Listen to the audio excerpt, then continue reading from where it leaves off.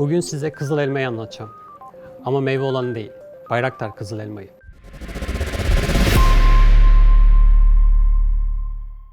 ...1990'larda Türkiye'nin çok sayıda noktasında kendini gösteren terör, İHA'ların bu mücadelede çok önemli bir güç olduğunu gösteren ilk emareydi. Bu nedenle İHA sistemlerinin geliştirilmesi ve Türk Silahlı Kuvvetleri envanterine girmesi yönündeki çalışmalar tam da bu dönemde başladı diyebiliriz. Peki sonra ne oldu? Türkiye'nin İHA yolculuğu nasıl gelişti? Bu içerikte İHA yolculuğumuzun ulaştığı son noktayı, kızıl elmayı konuşacağız.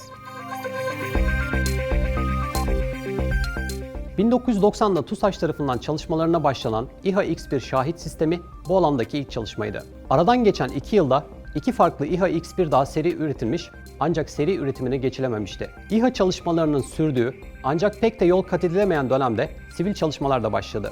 İrili ufaklı birkaç şirket İHA üretimi için kolları sıvarken bunlar içerisinden bir tanesi çalışmalarını ciddi ölçüde ivmelendirmeyi başardı.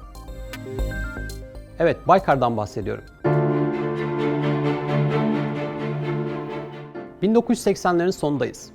Dönemin Baykar Yönetim Kurulu Başkanı Özdemir Bayraktar ve ekibi, Türkiye'de Ar-Ge çalışmaları yapan birkaç şirketten biri. Hatta bu çalışmaları savunma alanında yapan tek şirket konumunda. O dönem Baykar tarafından yapılan çalışmalar, sahadaki komutanların talep ve yönlendirmeleriyle şekilleniyordu. Çatışma bölgesinde TSK'nın ihtiyacı neyse, Baykar da ona yönelik projeler üretmeye başladı.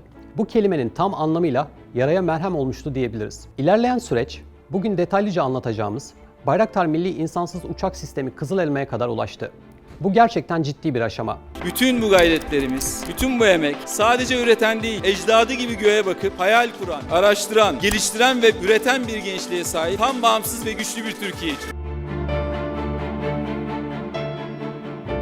Gözetleme, keşif, imha, taşımacılık, zirai ilaçlama, kamera çekimi ve yangın söndürme. Saymak bile gerçekten yorucu. Ancak İHA'ların kullanım alanı gerçekten oldukça geniş. Silahlı İHA denildiğinde ise dünyada çok az ülkenin sahip olduğu bir güçle karşı karşıya kalıyoruz.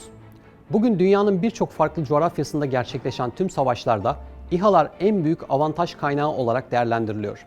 Füze ve kamera eklentileriyle çok daha güçlü bir silah konumuna gelen İHA'lar birçok ülke için hedef proje oldu bile. İHA ve SİHA'lar için bir önceki maddede saydığımız tüm alanlarda kullanılabilir durumdayken asıl mesele bu ürünlerin sınıflandırılmasında karşımıza çıkıyor. Sınıflandırma, görev türleri, ağırlıkları, motor ve kanat tipleri ile menzillerine göre değişebiliyor. Bu değişimler İHA ve SİHA'ların neden hangi ihtiyaç üzerinden tercih edildiğini de belirlemiş oluyor. İHA'lar ayrıca nano ve mikro boyutlarda da karşımıza çıkabiliyor. Mini, Male ve Hale de farklı sınıflandırma kriterlerini oluşturuyor. Kızıl elmaya ilgili ilk dikkat çekici özellik şüphesiz çıkabildiği irtifa olarak karşımızda. Söz konusu İHA'mız tam 35.000 feet seviyesine kadar çıkabiliyor. Şimdi sayacağım bilgiler biraz teknik ancak kızıl elmayı anlamak için gayet önemli. Kızıl elma 500 deniz mili yani 926 kilometre görev yarıçapına 5 saatlik havada kalma süresine sahip. 6000 kilogramlık maksimum kalkış ağırlığı ve 1500 kilogramlık faydalı yük kapasitesinden de mutlaka bahsetmeliyiz. Otonom iniş kalkış özellikleri ve radarda düşük görünürlüğü de Kızıl Elma'yı gerçek bir savaş avantajına dönüştürmüş oluyor. Yüksek manevra kabiliyeti, ISR radar ile yüksek farkındalık da Kızıl Elma'nın alameti farikalarından. Son olarak kısa pistli uçak gemilerinden kalkış ve iniş kabiliyetini de eklemiş olayım. Ülkemizin bu alanda önü kesilmezse ve bu alandaki çalışmalar aynı kararlılıkla devam ederse Türkiye bu teknolojide dünyanın bir numaralı ülkesi olur. Bir İHA yahut SİHA'nın düşman unsurlar tarafından az görünür olması, hatta hiç görünmemesi oldukça önemli. Hareketleri öngörülemeyen bir İHA, kendisinden çok daha yetkin fakat ayan beyan görünen bir İHA'dan çok daha faydalı diyebiliriz. Bu noktada Bayraktar Kızıl Elma, radarlara düşük görünürlüğün önemli olduğu görevlerde mühimmatları gövde içinde taşıyabilecek.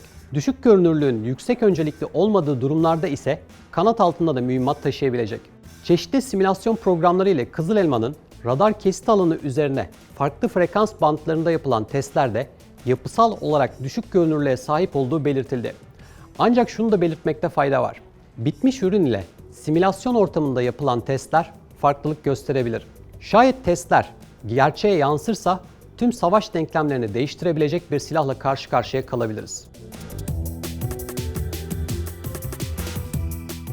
Baykar tarafından yapılan resmi paylaşımlarda TCG Anadolu üzerinden kalkış ve iniş gerçekleştiren Kızıl Elma görsellerine yer verildi. Bu görseller Kızıl Elma projesinin geleceğine dair bazı işaretler veriyor. TCG Anadolu ve Bayraktar TB3 ikilisiyle birlikte ilerleyen süreçte kazanacağımız tecrübelerin belki yine TCG Anadolu'ya ya da bazı kesimlerce dinlendirilen amfibi özellikleri azaltılmış bir TCG Anadolu türevi olacak SİHA gemisiyle birlikte Kızıl Elma ikilisini görmemiz sürpriz olmaz.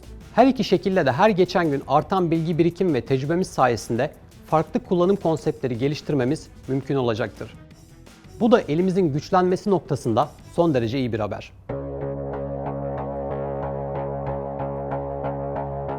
Kızıl Elma'yı ve sahada yapacaklarını muharebe sahasında bir devrim yaşanacak şeklinde tanımlayan Selçuk Bayraktar, aslında yaptığı açıklamalar ile bizlere ufak ipuçları veriyor. Öncelikle adından da anlaşılacağı üzere Milli İnsansız Uçak Sistemi, yurt dışındaki benzer projeler ise Loyal Wingman, Kanat Adamı, Destek Unsuru gibi isimler ile anılıyor. Buradan da Kızıl Elma'nın en azından başlangıçta bu tarz bir kanat adamı görev konseptine sahip modelinin olmayacağını anlıyoruz. Fakat ilerleyen dönemde bu tarz bir ihtiyaç Türk Hava Kuvvetleri tarafından dile getirilir ise Baykar bu tarz bir konsepte uygun model uyarlaması yapma yoluna gidebilir.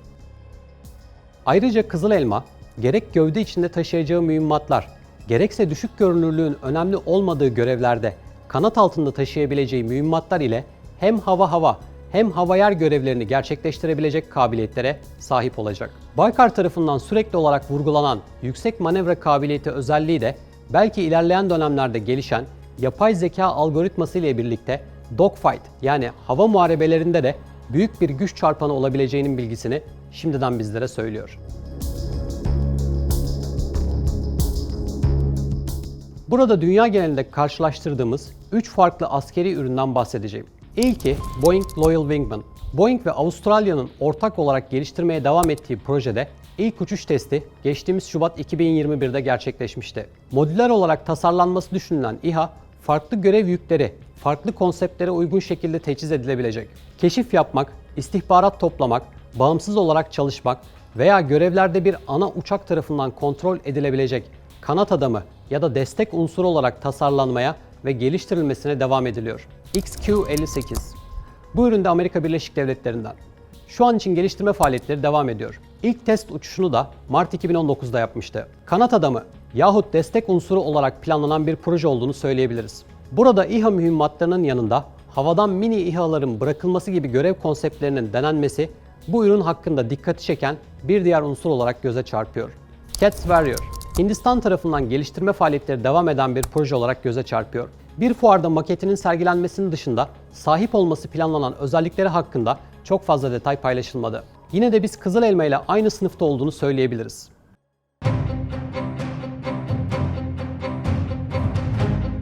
...2022 sonu yahut 2023 başında ilk uçuşunu yapmasını beklediğimiz Kızıl Elma'yı tüm detaylarıyla anlatmak keyifliydi. Teknik bilgileri ve emsalleri gördüğümüzde net bir analiz yapabilecek noktaya geliyoruz. Baykar'ın birçok üründe olduğu gibi burada da sahaya ciddi bir katkı sunması oldukça muhtemel. Herhangi bir tehlike, çatışma yahut savaş anında Kızıl Elma elimizi çokça güçlendirecek. Ben Kaner Kurt. GZT'nin savunma içeriklerinde konuşacağımız çok konu, işleyeceğimiz çok detay olacak.